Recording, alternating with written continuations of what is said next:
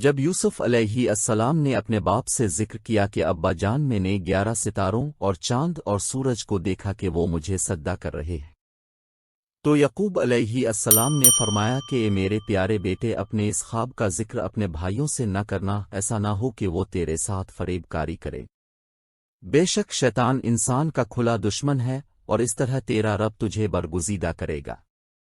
اور تجھے معاملہ فہمی یعنی خوابوں کی تعبیر سکھائے گا، اور اپنی نعمت تجھے بھرپور عطا کرے گا۔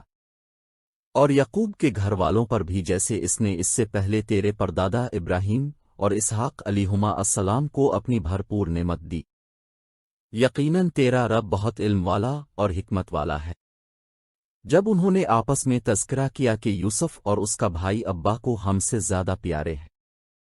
حالانکہ ہم جماعت کی جماعت ہیں، کچھ شک نہیں کہ ابا سری غلطی پر ہے، تو یوسف کو یا تو جان سے مار ڈالو یا کسی ملک میں پھینکا، پھر ابا کی توجہ صرف ہماری طرف ہو جائے گی اور اس کے بعد تم اچھی حالت میں ہو جاؤ گے۔ ان میں سے ایک کہنے والے نے کہا کہ یوسف کو جان سے نہ مارو بلکہ کسی گہرے کنویں میں ڈال دو کہ کوئی راہگیر نکال کر اور ملک میں لے جائے گا، اگر تم کو کرنا ہی ہے تو یوں کرو۔ یہ مشورہ کر کے وہ یعقوب علیہ السلام سے کہنے لگے کہ ابا جان کیا سبب ہے کہ آپ یوسف کے بارے میں ہمارا اعتبار نہیں کرتے، حالانکہ ہم اس کے خیر خواہ، کل اسے ہمارے ساتھ بھیج دیجئے کہ خوب میوے کھائے اور کھیلے کودے، ہم اس کے نگہبان ہیں۔ انہوں نے کہا کہ یہ امر مجھے غمناک کیے دیتا ہے کہ تم اسے لے جاؤ، یعنی وہ مجھے سے جدا ہو جائے، اور مجھے یہ خوف بھی ہے کہ تم کھیل میں اس سے غافل ہو جاؤ اور اسے بھیڑیا کھا جائے۔ وہ کہنے لگے کہ اگر ہماری موجودگی میں کہ ہم ایک طاقتور جماعت ہیں اسے بھیڑیا کھا گیا تو ہم بڑے نقصان میں پڑ گئے۔ انہوں نے اپنے باپ سے مطالبہ کیا کہ ہمارے بھائی یوسف کو ہمارے ساتھ بھیج دے۔ باپ کے لیے وہ ظاہر کر رہے تھے کہ وہ ہمارے ساتھ بکریاں چرائے گا، کھیلے گا، کودے گا اور خوش ہوگا، لیکن دل میں مکر و فرب چھپا ہوا تھا جس کو اللہ تعالیٰ خوب جانتا تھا۔ غرض جب وہ اس کو لے گئے اور اس بات پر اتفاق کر لیا کہ اس کو گہرے کنویں میں ڈال دیں، تو ہم نے یوسف کی طرف وحی بھیجی کہ ایک وقت ایسا آئے گا کہ تم ان کو اس سلوک سے آگاہ کرو گے اور ان کو اس وحی کی کچھ خبر نہ ہوگی۔ یہ حرکت کر کے وہ رات کے وقت باپ کے پاس روتے ہوئے آئے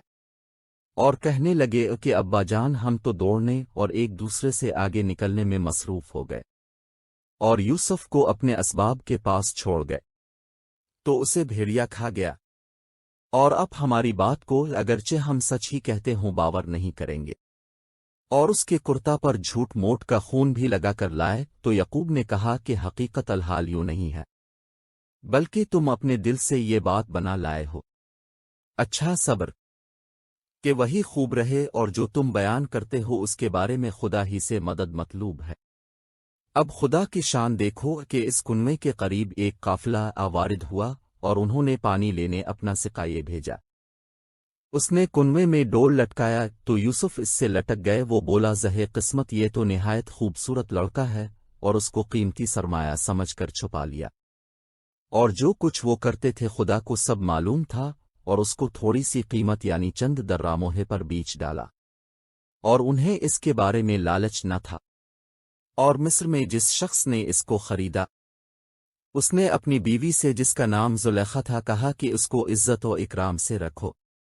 عجب نہیں کہ یہ ہمیں فائدہ دے، ہم اسے اپنا بیٹا بنائیں۔ اس طرح ہم نے یوسف کو سرزمین مصر میں جگہ دی، اور غرض یہ تھی کہ ہم اس کو خواب کی باتوں کی تعبیر سکھائیں، اور خدا اپنے کام پر غالب ہے، لیکن اکثر نہیں جانتے۔ اور جب وہ اپنی جوانی کو پہنچے تو ہم نے اس کو دانائی اور علم بخشا، اور نیکوکاروں کو ہم اس طرح بدلہ دیا کرتے ہیں۔ تو جس عورت کے گھر میں رہ رہے تھے اس نے ان کو اپنی طرف مائل کرنا چاہا، اور دروازے بند کر کے کہنے لگی کہ یوسف جلدی آؤ۔ انہوں نے کہا کہ خدا پناہ میں رکھے، وہ یعنی تمہارے میاں تو میرے آقا ہے، انہوں نے مجھے اچھی طرح سے رکھا ہے، میں ایسا ظلم نہیں کر سکتا، بے شک ظالم لوگ فلاح نہیں پاتے۔ اور اس عورت نے ان کا قصد کیا اور انہوں نے اس کا قصد کیا۔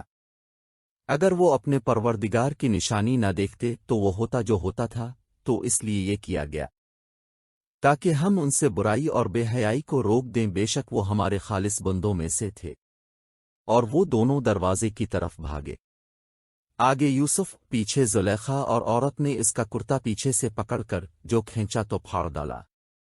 اور دونوں کو دروازے کے پاس عورت کا خاوند مل گیا۔ تو عورت بولی کہ جو شخص تیری بیوی کے ساتھ برا ارادہ کرے، اس کی اس کے سوا سزا کیا ہے کہ یا تو اسے قید کیا جائے یا دکھ کا عذاب اسے دیا جائے۔ یوسف علیہ السلام نے کہا کہ اس نے مجھ کو اپنی طرف مائل کرنا چاہا تھا۔ تو اس کے قبیلے میں سے ایک فیصلہ کرانے والے نے یہ فیصلہ کیا کہ اگر اس کا کرتا آگے سے پھٹا ہو تو یہ سچی اور یوسف جھوٹا، اور اگر کرتا پیچھے سے پھٹا ہو تو یہ جھوٹی اور وہ سچا۔ جب اس کا کرتا دیکھا تو پیچھے سے پھٹا تھا، تب اس نے زلیخا سے کہا کہ یہ تمہارا ہی فریب ہے، اور کچھ شک نہیں کہ تم عورتوں کے فریب بڑے بھاری ہوتے ہیں۔